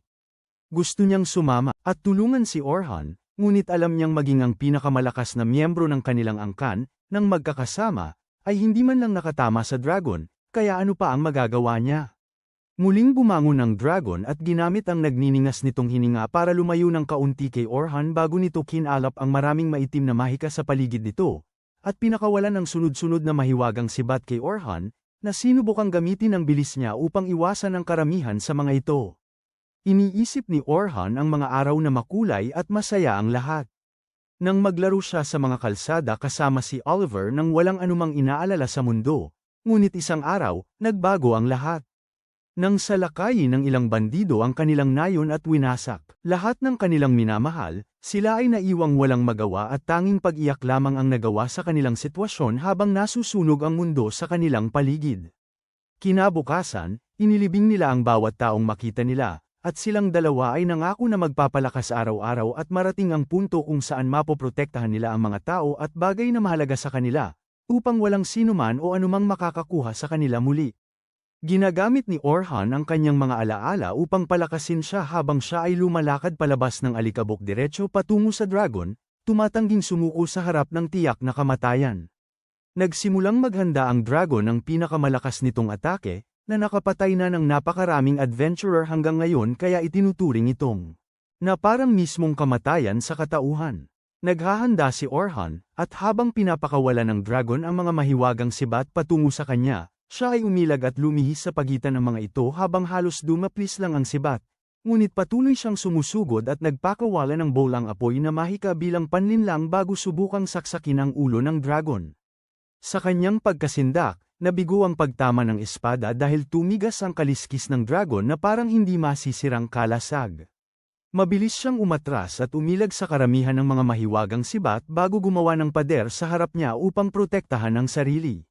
Binago ng dragon ang estilo nito at niliko ang isa sa mga sibat upang umatake mula sa likod, at marahil ay napatay nito ang sinumang iba, ngunit ginamit ni Orhan ang kanyang maladyos na liksi upang ipaglihis ang sibat mula sa kanya, sa gayon ay nailigtas ang kanyang buhay. Nagpatuloy siya sa pag-atake, umiiwas at umaatake sa dragon, tinitiyak na hindi bibigyan ang dragon ng anumang espasyo upang salakayin ang mga baguhan. Iniisip niya kung paano siya nagkaroon ng kasamang koponan upang lumaban, at lahat sila ay may magkakahiwalay na tungkulin, ngunit ngayon, siya na lang ang nag-iisa dito. Itinulak niya ang mga kaisipan palayo habang naaalala niya na nanumpa siyang talunin ng dragon ng mag-isa at maging isang adventurer na hindi nangangailangan ng anumang grupo para makaligtas sa anumang piitan. Dahil dito, naglagay siya ng barahan ng patibong na patuloy na pinupuntirya ang dragon ng may di matitinag na katumpakan, na nagbigay sa kanya ng oras upang ilipan ang kanyang atake ng pinagsamang mahika sa kanyang espada tulad ng pinakamalakas na atake ni Oliver, na may pagkakaibang ang kanyang talam ay itim na itim. Ngunit gaya ng alam nating lahat, kapag naging itim, hindi na ito babalik. Iniipon niya ang atake at itinutok ito sa dragon ng buong lakas, nilagpasan ang atake ng dragon at tinamaan ito ng direkta sa dibdib, bago pa sila makapagdiwang, muling bumangon ang dragon at umatake, pinilit si Orhan na tumakbo palayo at umiwas sa sunod-sunod na atake. Ang kanyang mga pampalakas ay nagsisimulang humihina na, kaya ginamit niya ang lahat ng natitirang mana para palakasin muli ang kanyang kakayahan at sinugod ang dragon ng isang malakas na hampas na nagpatamba dito mula sa langit. Ngunit nakaligtas pa rin ang dragon at muling bumangon. Hingal na hingal si Orhan habang napagtanto niyang pareho silang ng dragon ay hirap na. Maging ang kanyang espada ay naduraj sa maliliit na piraso. Pagkatapos ay nagpasya siyang tatapusin niya ito ng isang buong lakas na atake o mamamatay sa pagsubok.